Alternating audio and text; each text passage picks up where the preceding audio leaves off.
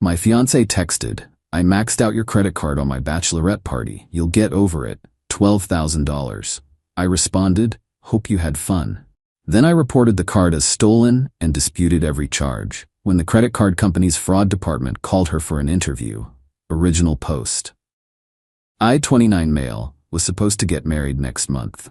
Keyword was. Last weekend, my fiancée Jessica, 27, went on her bachelorette trip. 4 days, her and 6 friends. The plan was supposedly low-key. A beach rental, some wine tasting, spa day. She'd shown me the Airbnb listing, talked about keeping it reasonable since we were saving for the wedding and honeymoon. I gave her my credit card for emergencies. My backup card, not my main one, but it had a $15,000 limit. I explicitly said, "This is for emergencies only, like if your card gets declined or something happens." She laughed, kissed me, said, "I'm not gonna use it, babe. Just makes me feel safer having it." Cool. I trusted her. We'd been together 4 years, living together for 2. Joint wedding savings account, separate from our individual accounts though, learned that from my divorced parents. Everything split fairly. I made about $95,000 as a software developer. She made around $70,000 in pharmaceutical sales. Not rich, but comfortable. Sunday afternoon, I'm meal prepping for the week. Phone buzzes. Credit card alert. $11,847.23 charged at something called Sunset Paradise Resort and Spa. My heart stops. That's almost the entire credit limit. Must be a mistake. I log into the app. Nope. Then I see the previous charges I hadn't gotten alerts for. I'd only set up alerts for charges over $500. $2,047 at Chrome Nightclub VIP, $1,450 at Designer Boutique, $3,200 at Luxury Boat Rentals, $1,800 at Champagne Lounge, $2,550 at the Diamond Steakhouse, and about 30 smaller charges. Bars, restaurants, stores, Ubers. Total damage, $12,156.81. While I'm standing there staring at my phone in shock, it buzzes. Text from Jessica. "Hey babe, so the girls and I got a little carried away, lol. I maxed out your card on the party. You'll get over it. $12,000. We only live once, and I'll only have one bachelorette party. Love you." I read it 3 times. She knew. She did this deliberately, and she's laughing about it. I texted back, "Hope you had fun." Then I called Chase. "Hi, I need to report my credit card as stolen and dispute all charges from the last 4 days." The representative was very helpful. Asked when I noticed it missing. I said this morning when I was looking for it to buy groceries. They immediately froze the card, started the fraud investigation process, and said they'd be sending me paperwork and conducting merchant verification. "We'll need to contact the merchants and verify these weren't authorized charges," she explained. "There may also be follow-up from our fraud department." Perfect. I then did something petty but necessary. I texted Jessica's sister Brittany, who wasn't on the trip. "Hey, just checking. Jessica didn't lose her phone this weekend, did she? Got some weird texts from her number about credit cards and money that don't sound like her." Brittany immediately called Jessica, concerned, which meant Jessica's phone was clearly working and in her possession. Documentation that she had her phone the whole time. Beautiful. Then I sat back and waited for the show to begin. Update 1. 3 days later. The entitlement escalation was swift and spectacular. Jessica got home Monday evening, still riding the bachelorette high, came in with shopping bags, oh the irony, glowing, babbling about what an amazing time they had. "Babe, you're not gonna believe the suite we upgraded to, and the yacht was incredible." Yacht. There was a yacht now. I just smiled. Sounds like quite the weekend. She finally noticed I wasn't engaging. "You're not mad about the card thing, are you? I told you I'd pay you back after the wedding when we combine finances anyway." "We never discussed combining finances." "Well, I mean, that's what married couples do." Huh. She dropped her bags, hands on her hips. "Seriously? You're upset? It's my bachelorette party. This is literally a once-in-a-lifetime thing." "You're right, it is." That seemed to mollify her. She kissed my cheek and went to unpack. Tuesday morning, I'm at work when my phone explodes. 23 texts from Jessica in the span of 5 minutes. WTF? The card got declined. I'm at lunch with my mom and the card doesn't work. This is so embarrassing. Call me now. What did you do? The bank says the card was reported stolen. Are you serious right now? I didn't respond. I was in a meeting after all. 2 hours later, the real fireworks started. She got a call from Chase's fraud department. They wanted to verify some suspicious charges with the authorized user. Here's the thing. She wasn't an authorized user. She was never on the account. She just had physical possession of a card that was reported stolen. The fraud investigator asked her to verify her identity as the cardholder. She couldn't, obviously. Then they started asking about specific charges. Ma'am, can you explain the $2,847 charge at Chrome nightclub? That was bottle service for my bachelorette party. And you're saying you personally made this charge? Yes. Well, I mean, it's my fiancée's card, but I had permission. So you're not the account holder? No. And the cardholder has reported this card as stolen and these charges as fraudulent. The investigator explained that since she admitted to using a card that wasn't hers and the cardholder disputed the charges, they would be conducting a full investigation. They also informed her that deliberately using someone else's credit card without authorization is credit card fraud, a federal crime. Jessica came home that evening, nuclear. You reported me for fraud? I reported my card stolen because someone stole it and used it without authorization. I'm your fiancé. Are you though? That stopped her cold. What's that supposed to mean? It means I'm reconsidering marrying someone who thinks stealing $12,000 from me is a joke. I didn't steal. You gave me the card. For emergencies. Was the yacht an emergency? Was bottle service an emergency? You're really gonna ruin my life over this? They said this could be a crime. You committed a crime. I'm your fiancé. You gave me the card. I gave you a card for emergencies. You chose to steal $12,000. She started crying then, not sad tears, angry tears. You're really doing this? You're really gonna let them investigate me? Your future wife? I don't think you understand. You're not my future wife anymore. The look on her face was something. Pure shock, then rage, then calculation. You can't break up with me. The wedding is in 5 weeks. Everything is paid for. Guess that's your problem now. She grabbed her phone. I'm calling my dad. He's a lawyer. Great, he can explain credit card fraud to you. Update 2, 1 week later. The entitlement went into overdrive with a side of spectacular consequences. Jessica's dad, Robert, did indeed call me, but not with the legal threats I expected. Son, I just want to understand what happened here. I emailed him the credit card statements, the text where she admitted to maxing out the card, and the for emergencies text conversation from before she left. Silence for a long moment. Then, Jesus Christ. Jessica Marie, what the hell were you thinking? Turns out Jessica had told him I randomly accused her of theft over a few purchases at her bachelorette party. $12,000 and an admission of deliberate fraud painted a different picture. But the real entertainment came from the friend brigade. Her maid of honor, Stephanie, started a group text with me included. Stephanie, this is really immature, making Jess go through a fraud investigation over a misunderstanding? Man up. Me, did you enjoy the yacht? That's not the point. Did you know she was using a stolen credit card to pay for it? It wasn't stolen, drama queen. According to Chase Bank and the federal government, it was. Her friend Alexis, you're seriously gonna ruin her credit over this? She ruined her own credit by committing fraud. Her friend Megan. We all went along with it because she said you were cool with it. So you all knew she was using my card without permission? Dead silence in the group chat after that. Meanwhile, Chase's investigation was moving along beautifully. They'd contacted the merchants. Several interesting findings. 1. The designer boutique charge. Security footage showed Jessica and friends shopping, with Jessica clearly using the card and signing receipts. 2. The yacht rental. She'd signed the agreement, with her name, using my card. 3. The nightclub. They had her on camera doing shots while handing over my card for bottle service.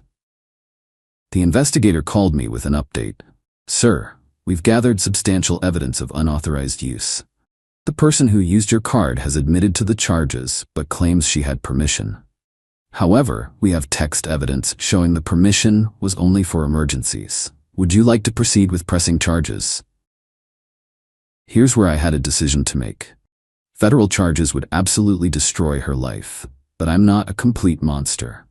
I don't want to press criminal charges, but I want every cent refunded and her flagged in your system. We can absolutely do that. This will be recorded as confirmed fraud, and the person responsible will be flagged across our systems and potentially shared with fraud prevention databases. By Thursday, Jessica had received official notice that she was being placed in the fraud prevention database. This meant she couldn't get a credit card with Chase ever again. Other banks would see this flag when she applied for credit. Her credit score would take a significant hit. Any joint applications we had would be flagged. That's when the true panic set in. Jessica's mom, Diane, called me. Unlike Robert's measured approach, she went full emotional manipulation. How could you do this to our daughter? You've destroyed her future over money. She destroyed her own future by stealing $12,000. But you were getting married. That money would have been both of yours. Would it? Was she planning to give me half of her salary after we got married? That's different. How? You make more money. So that entitles her to steal from me? She didn't steal. You're being financially abusive. I laughed. Actually laughed. Financial abuse is stealing someone's credit card and maxing it out. What I'm doing is called consequences. The best part came Friday. Jessica had tried to book a flight to visit her college friend using her credit card. Declined. Applied for a new card to rebuild her credit? Denied. Tried to get added to her parents' card as an authorized user? They discovered the fraud flag. Robert called me again. The bank told us about the fraud flag when we tried to add her. This is following her everywhere. Yes, that's what happens when you commit credit card fraud. Is there any way to fix this? She could start by paying me back the $12,000. She doesn't have that kind of money. Then she should have thought about that before spending it. Jessica herself finally texted me, no longer cocky. Please remove the fraud thing. I can't even get a Macy's card. This is ruining my life. You ruined your own life when you decided to steal from me. It was for my bachelorette party. And now it's for your future. Actions meet consequences.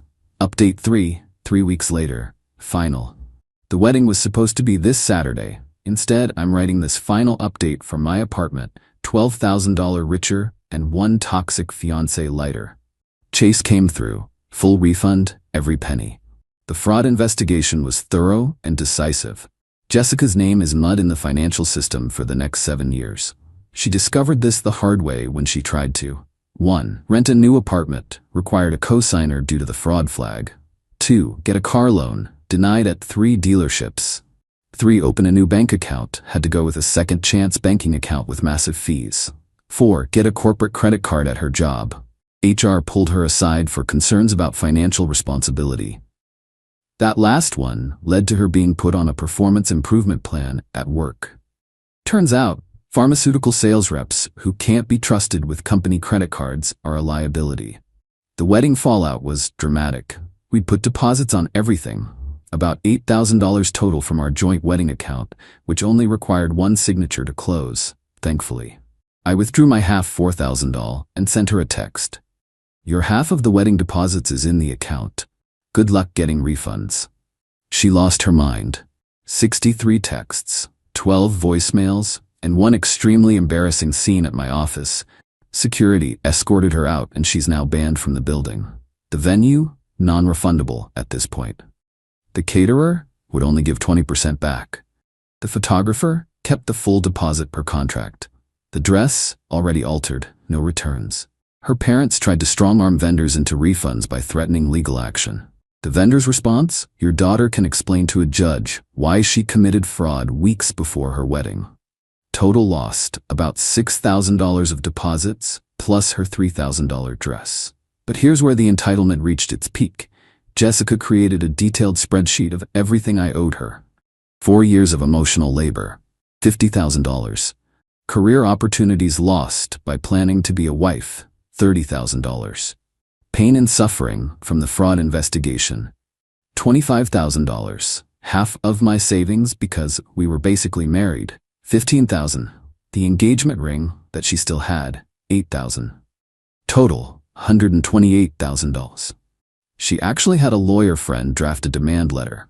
My response was to forward it to my actual lawyer, who responded with, my client's former fiancé appears to be confusing a failed engagement with a divorce settlement. As she is neither a spouse nor a creditor, she has no claim to any assets. Furthermore, any continued harassment will result in a restraining order. The engagement ring should be returned as per state law regarding conditional gifts. If Miss Jessica wishes to pursue this matter in court, we welcome the opportunity to discuss her admitted credit card fraud in a legal setting. The ring came back via certified mail the next day. The friendship aftermath was beautiful to watch. Remember those friends who were on the Bachelorette trip? Turns out they all had to pay Jessica back for their portions since the credit card charges were reversed. But Jessica had already spent some of their money on her shopping spree during the trip. Stephanie. She told us the yacht was your wedding gift to her. I Venmo'd her $500 for my share of the hotel, but now the hotel says they were never paid. Megan. She kept saying you were loaded and wouldn't even notice. The friend group imploded. 2 of them threatened small claims court. Another posted all the receipts on social media, showing how Jessica had been skimming from their payments, charging them for premium rooms while booking standard ones, pocketing the difference. Jessica's professional reputation took a hit when one of her bitter ex-friends happened to work at a competing pharma company. Word spreads fast in industry circles. She's still employed, but her reputation as someone who committed credit card fraud against her fiancé? That follows her to every industry event. Last week I got one final text from a number I didn't recognize. This is Jessica's new number. I'm sorry for everything. I was wrong. I was stressed about the wedding and made terrible decisions. Can we talk? I responded, no. Please, I've lost everything. My friends, my credit, my reputation. My parents are barely speaking to me. I have to live with them because I can't get an apartment without a cosigner. Sounds like a you problem. You destroyed my life over money. You destroyed your own life over money you didn't have. She tried calling. I blocked the number. Robert, her father, reached out one more time last week, not to berate or negotiate, but to apologize. I raised her better than this, or thought I did. I'm sorry you went through this, son. For what it's worth, you did the right thing. Plot twist. Brittany, Jessica's sister, reached out yesterday. Hey, I know this is weird, but thank you. I've watched my sister get away with treating people badly for years. Our parents always bailed her out. This is the first time she's faced real consequences. Maybe she'll finally grow up. Also, my boyfriend and I are explicitly keeping separate finances forever after watching this disaster, so thanks for that life lesson, lol. As for me, I'm good. Better than good, actually. I kept my $12,000, dodged a nuclear missile of a marriage, and learned that someone's true character comes out when they think they can get away with something. My credit score? Untouched. My bank account? Fully refunded. My future? Free of someone who thought stealing from me was a joke. Jessica's credit score? Destroyed. Her bank account? Empty from legal fees and lost deposits. Her future? 7 years of being flagged as a fraud risk. To anyone reading this, when someone shows you who they really are, believe them. And when they steal from you and laugh about it, don't get mad. Get the fraud department. The wedding would have been this Saturday. Instead, I'm going on the honeymoon trip to Italy. Alone. First-class upgrade with the money I saved from not having a wedding. The hotel reservation was in my name anyway. Sometimes the best revenge isn't elaborate, it's just letting someone face the consequences of their own choices. Jessica, if you're reading this from your parents' basement while trying to figure out how to rebuild your credit, that $12,000 party was pretty expensive, wasn't it? Hope it was worth it.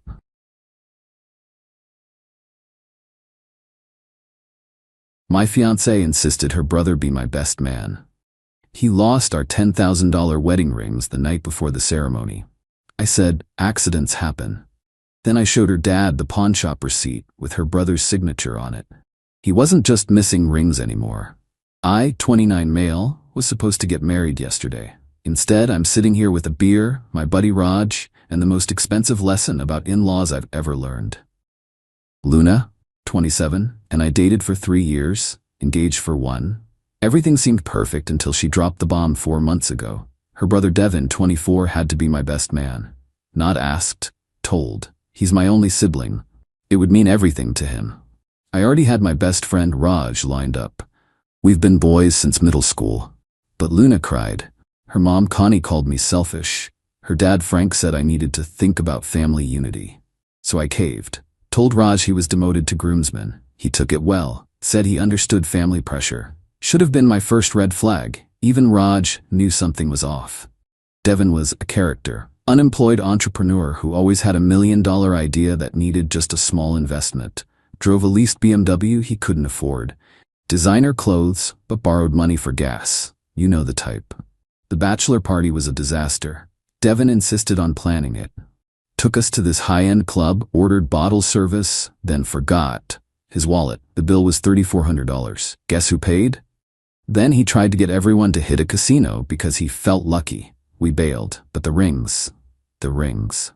Luna wanted specific bands from this boutique jeweler, platinum, custom engraving the works. Total cost, $10,000. My entire bonus from work plus savings. Luna's ring alone was $7,000. Yesterday morning, wedding day. 10 a.m. ceremony at 2 p.m.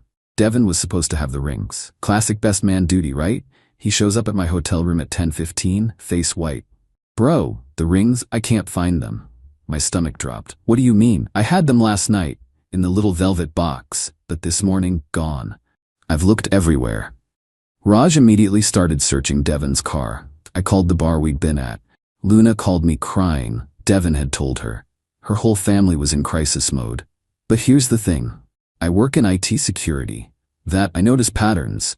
And Devin's story had holes. First, he was too specific about when he last saw them. 11:47 p.m. in the hotel safe. Nobody remembers that precisely unless they're creating an alibi. Second, he suggested we could just buy replacement bands for the ceremony and figure out the rest later. Who suggests replacing $10K rings like they're plastic toys? Third, and this was the kicker, he'd been asking about the ring's value 2 days ago. Damn, 10 grand. That's like serious money. Could probably get 5 grand easy from a pawn shop. While everyone panicked, I did something simple. I pulled up Google Maps and searched for pawn shops within 10 miles. Then I started calling. Fourth call. Yeah, we had a guy come in this morning with platinum wedding bands. Why? I drove there. Alone. Didn't tell anyone. The pawn shop owner showed me the rings, our initials engraved inside, our wedding date. The receipt had Devin's signature and driver's license photocopy. He'd pawned them for $4,500 at 8:30 a.m. I bought them back for $5,200. They add their profit immediately, scumbags. Took photos of everything. The receipt, the ID copy, the security footage they showed me of Devin haggling for more money. Drove back to the venue. Found Luna in her dress, crying with her bridesmaids. Baby, did you find them? Yeah, I found them. She hugged me. Where were they? At the pawn shop on Memorial Drive. Her face went from relief to confusion. What? How did they? Your brother pawned them this morning. Here's the receipt. The room went silent. Luna looked at the receipt. Her mom gasped. Her dad's face turned purple. This has to be a mistake, Luna said. They have security footage, his ID, his signature. But maybe someone stole them from him. And, Luna, he pawned our wedding rings for gambling money. That's when Devin walked in, fake concern plastered on his face. Any luck finding them? Frank, Luna's dad, stood up slowly. He's a big guy. Construction contractor. Hands like sledgehammers. You piece of shit. He showed Devin the receipt. Devin went white, then red, then started babbling. I was gonna get them back. I just needed quick cash. This guy owes me money and I thought I could double it, and Frank grabbed him by the collar. You stole from your sister's wedding? I was gonna get them back before. Before what? The ceremony in 3 hours? Update 1. The venue's bridal suite turned into Jerry Springer. Connie, Luna's mom, started wailing about how could you do this to your sister? Devin tried every excuse in the book. It was an investment opportunity. I was going to triple the money. You don't understand the pressure I'm under. I have debts you don't know about. That last one got Frank's attention. What debts? Turns out, our boy Devin owed $30,000 to various people, including, apparently, some informal lenders who don't accept payment plans. Luna was destroyed, but not in the way I expected. She turned to me, mascara running. We can still have the wedding, right? You got the rings back. We can just move forward. I stared at her. Your brother stole our wedding rings to gamble. But you got them back, and he's sick. He has a problem. We need to support him. Support him? He stole from us. He's family, and there it was. The word that apparently excused everything in Luna's world. You want to just pretend this didn't happen? I asked. I want to marry you, today, like we planned. With your brother as my best man? She paused. Well, no, obviously not. Raj can do it. How generous, after your family forced me to demote him in the first place? That's not fair. Fair? Fair. Your brother, who you insisted be my best man, pawned our wedding rings on our wedding day. Her dad stepped in. Look, son, I get you're upset. We all are, but maybe we can. Did you know? I asked Frank. Know what?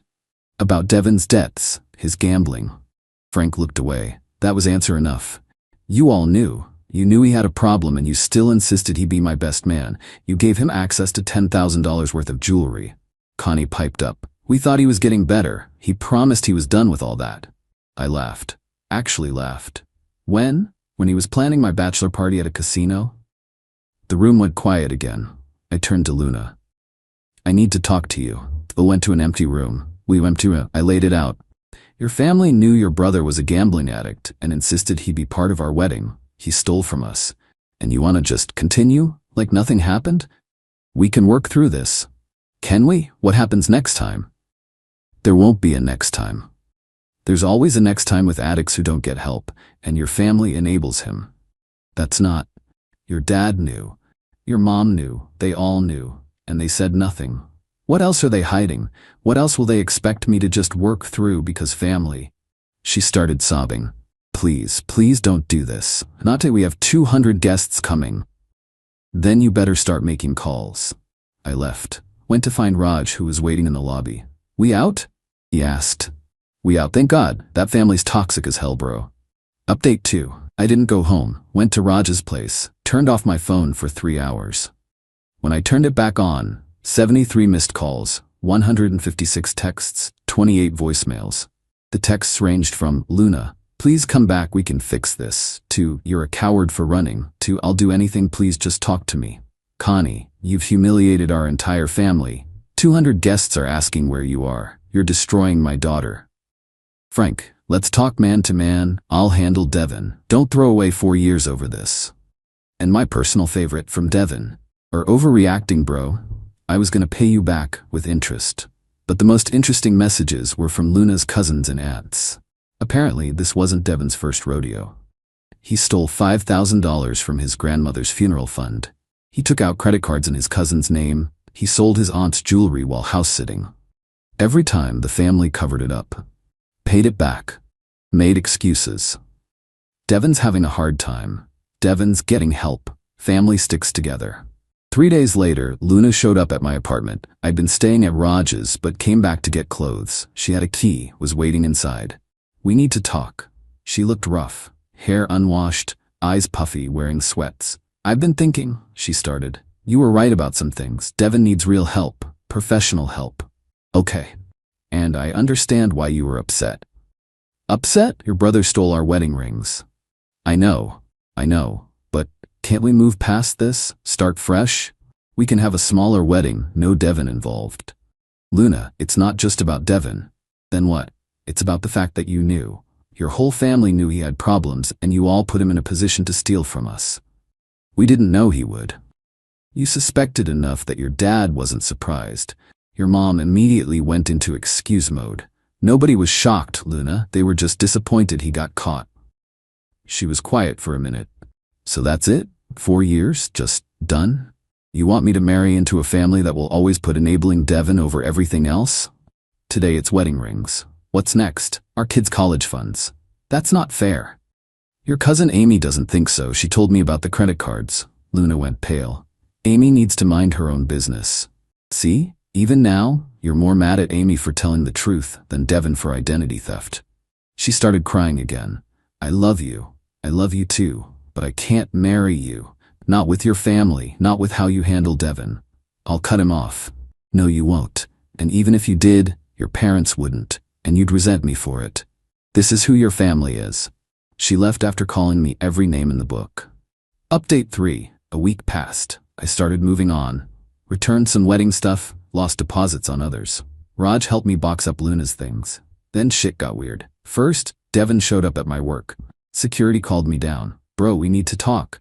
No, we don't. Leave or I call the cops. You ruined my life. I ruined your life. You stole my wedding rings. I was going to pay you back, but you had to make it this big thing. Now my dad won't talk to me. Luna's depressed. My mom cries all day. Consequences. Weird how those work. You owe me. Security stepped in. Sir, you need to leave. I owe you? For what? I lost my job because of you. Turns out Frank had employed Devin in his construction company. After the wedding fiasco, he fired him. Also kicked him out of the apartment Frank owned that Devin lived in rent-free. Your dad fired you because you're a thief, not because of me. If you just kept your mouth shut, leave, now. He left, but not before keying my car in the parking garage. It cost $200 to fix.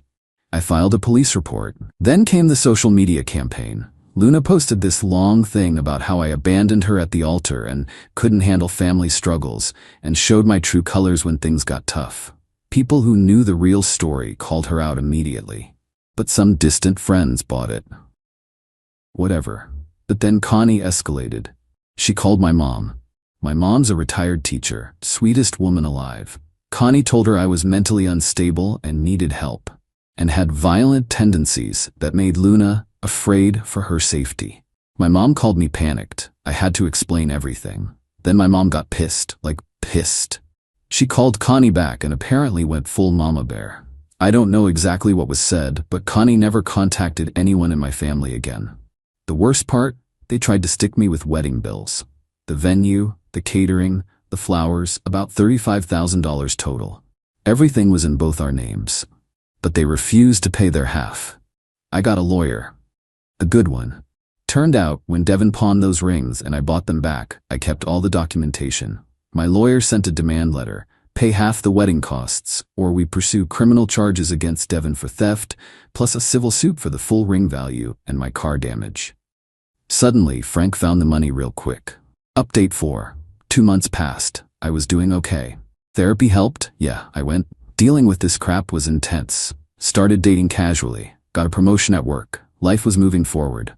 Then I got a call from Amy, Luna's cousin, who'd warned me about Devin. You need to know something. Amy, I'm done with all that. No, listen, Devin's in the hospital. Apparently, those informal lenders he owed money to had come collecting. Broken arm, cracked ribs, concussion. He'd been trying to pay them off with money he was stealing from his new job at an electronics store. Got caught, got fired, couldn't pay, got beat. Why are you telling me this? Because Luna's been telling everyone it's your fault. That if you hadn't ruined the wedding and gotten him fired from Frank's company, he would have been able to pay them back. That's insane. Yeah, well, that's the story. And some of the family believes it. Of course they do. There's more. She's engaged. What? It's been 2 months? Yeah, to her ex Thomas, the one she dated before you. Apparently he was there for her after the wedding fell apart. I laughed. Actually laughed. Let me guess, Thomas has money? His family owns 3 restaurants. Perfect. Hope he enjoys the in-laws. But Amy wasn't done. Frank's lost his business. What?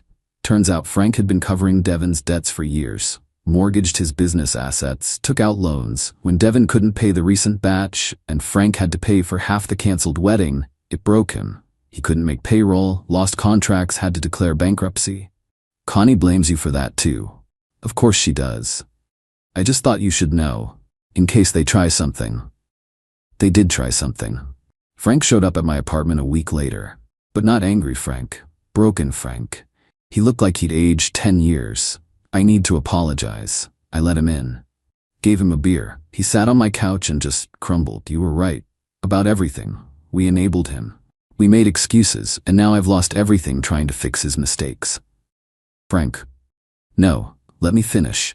I pushed you to make him best man. I knew he had problems. I thought if we included him, gave him responsibility, he'd step up. Instead, he destroyed my daughter's wedding and my family. Where's Devin now? Don't know. Don't care. He's dead to me. We sat in silence for a bit. Luna's engaged again, I said. He laughed bitterly. 3 weeks after meeting him again. Shows up with a ring, probably worth more than yours. Connie's thrilled. I told Luna she's making a mistake, rebounding, but family sticks together? Yeah, except when it doesn't. Except when it costs you everything. Frank left after finishing his beer. I felt bad for him, but not bad enough to forget he'd enabled this mess for years. Final update. Got a call from a number I didn't recognize last week. Almost didn't answer. Hello? Is this Marcus? Luna's voice. Yeah, my name's Marcus. Realized I never mentioned that. What do you want, Luna? I wanted to apologize. Bit late for that. I know. Tomas and we broke up. That was fast. He met my family, my full family. Devin showed up to our engagement party. Hi, asking for money, caused a scene. Tomas's parents were there. They told him if he married me, they'd cut him off. Smart people. I'm not calling to. I know we're done. I just wanted to say you were right about everything. About Devin, about my family, about how we enable him. Okay. He's in jail now. What? Broke into our parents' house, stole mom's jewelry, dad's tools. They finally pressed charges. He's looking at 3 to 5 years. Good. Maybe he'll get help. Maybe. Mom still visits him every week, puts money in his commissary. Dad won't speak to either of them. That's their choice. I know. I'm sorry for everything, for insisting Devin be your best man, for not standing by you when he stole from us, for trying to guilt you into still marrying me. You deserved better. Yeah, I did. Are you happy? I am, actually. Dating someone new, someone with a normal family who doesn't steal wedding rings. She laughed, but it sounded sad.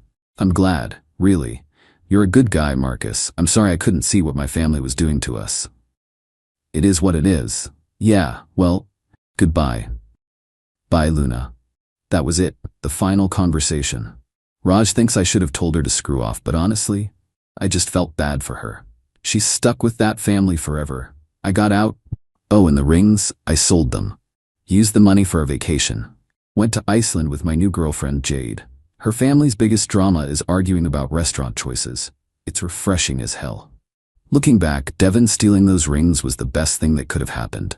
Showed me exactly who that family was before I legally bound myself to them. Sometimes the worst moments save you from even worse futures. To anyone dealing with toxic in-laws or a partner who enables family dysfunction, run. It doesn't get better, it gets worse. And when someone shows you who they are, believe them the first time. Thanks for reading this novel. Felt good to get it all out. Edit, for everyone asking, yes, I got my $200 back for the car damage. My insurance went after Devin, got a judgment against him. Will I ever see that money? Probably not. But it's on his record. Edit 2. Some people saying I was too harsh on Luna. Maybe. But when your partner picks their toxic family over your legitimate concerns about theft, that's a deal breaker. I wasn't asking her to disown them, just acknowledge the problem and set boundaries. She couldn't even do that. Edit 3. Jade knows this whole story. She actually found this post. Hey babe, she says Devin did me a favor, and she's right. Also, her dad wants to buy me a beer for dodging that bullet. Her family's amazing.